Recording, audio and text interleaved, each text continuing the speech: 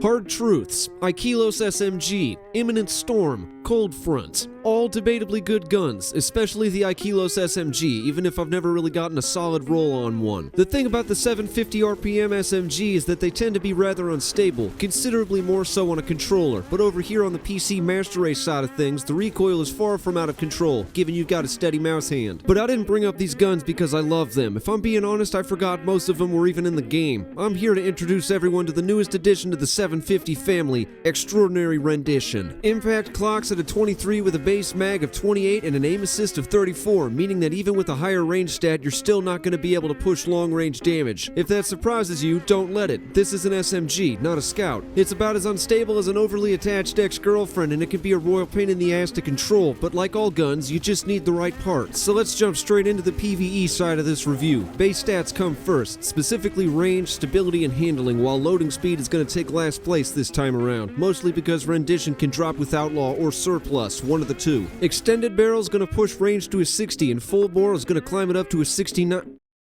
I'm almost certain I can make a joke about this. Alright, hold on, I gotta do a Google search real quick. Nice!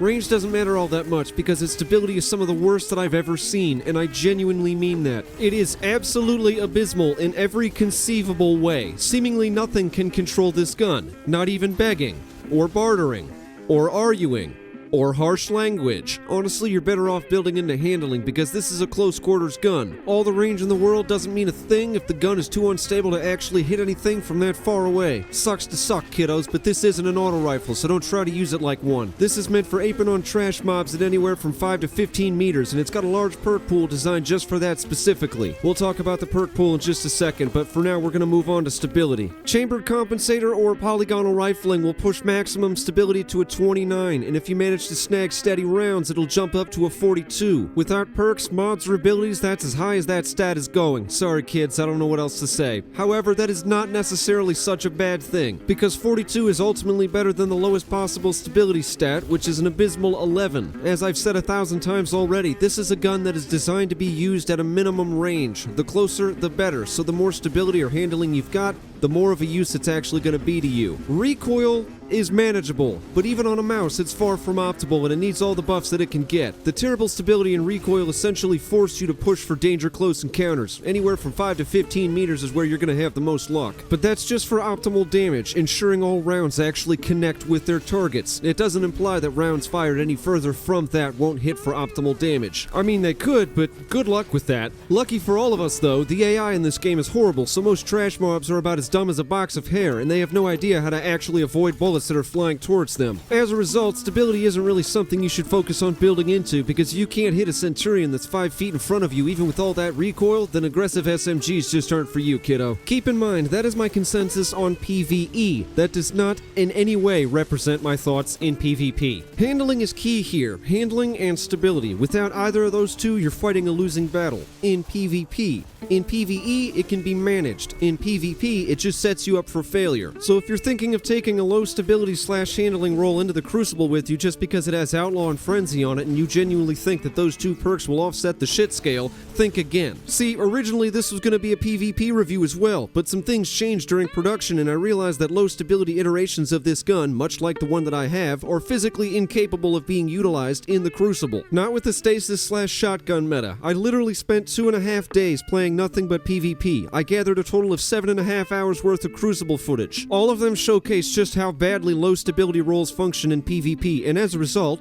fuck that. I'll get back to that whenever I get another drop. I'm not trying to have a fucking aneurysm. Thanks, but no thanks. I prefer to get my cancer from tobacco usage or physical interaction with other human beings. So, now that we're done with the miserable fuck heap that is Bungie's idea of a balanced PvP game, let's get back on track. Again, handling is what matters. Handling and stability. If you fired a Cold Front before, then you've already had your hands on Rendition, because the two guns are virtual duplicates in terms of how they handle and how they feel. 750 SMGs excel at sustained damage, mostly against adds and mob clusters. Rendition is no different. It's got a maximum mag capacity of 34, regardless of whether or not you slot an adept mag or a backup mag. The only difference is that one of them's going to drop your handling. So if you get a roll that comes with an extended mag, you better hope to God that it comes with a handling or a stability masterwork as well. As for perks, it has a nice pool of goodies that it can drop with. Most of them are a bit more PvE oriented. We'll take Tier 4 Rampage, Thresh, or Frenzy, for example. SMGs excel in large amounts of damage and small amounts of time against trash mobs, so damage or support perks can make or break any one iteration of said gun if they drop with specific attachments and perks. I'm more of a damage perk kind of guy myself, mostly because I'm not always a straight shot, so I feel like I need that damage boost. But Thresh is another good option if said roll allows for it. Pair it with a high intellect build and a bad juju for extreme super energy regen that is not to be fucked with. On Tier 3, you could take Subsistence, Overflow, or Surplus. They create for a lot of interesting roll combinations, and I think that will dramatically increase the amount of use that this gun sees on both sides of the game. Multi-kill clip is another good Tier 4 perk, but it gets outclassed by Frenzy. Not in terms of overall damage per shot, but the fact that the damage buff is constant and without a timer and requires no action on the player's side to proc. It just kinda starts on its own after extended time in combat and remains on while offering passive buffs to reload, handling, and a number of other stats. This is a very good perk to have. So if you're desperate to take Rendition into PvP, I'd strongly recommend a Tier 3 roll with Zen Moment if you were cursed with a low stability drop as I was. Due to the gun's psychotic and unstable nature, Zen Moment and Tap the Trigger should be a large boost for the gun itself, provided its natural barrel attachments allow for it. Because of this, based on my miserable experiences in the Crucible so far, I cannot stress enough just how imperative it is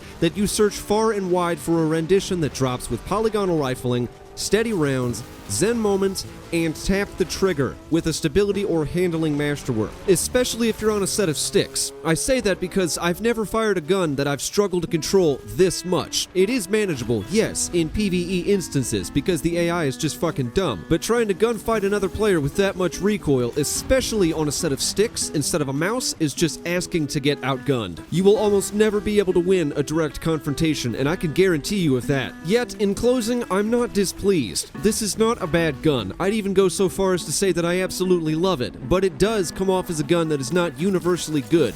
It is a gun that you have to search for if you really, really want a good one. There are certain weapons that are just great all around. Cold Denial or First In, Last Out. The 7th Seraph SI2 is another good gun that seemingly regardless of what drops you get, it just excels. Extraordinary Rendition, however, is not one of those guns, and that is mostly due to some rather difficult natural stats. Again, this comes from its lower base stability. A gun with this much recoil is a hassle to control, and while it does have a lightweight feel due to its natural higher handling stat, draw time or aim speed does not matter at all in the Crucible environments if you physically have to argue with the gun to make it fire in a straight goddamn line. Case in point, farm for a stability-based roll. You'll thank me for it later. You guys know the drill. New Discord, same cell, links in the description. That's where I'll be if you need me.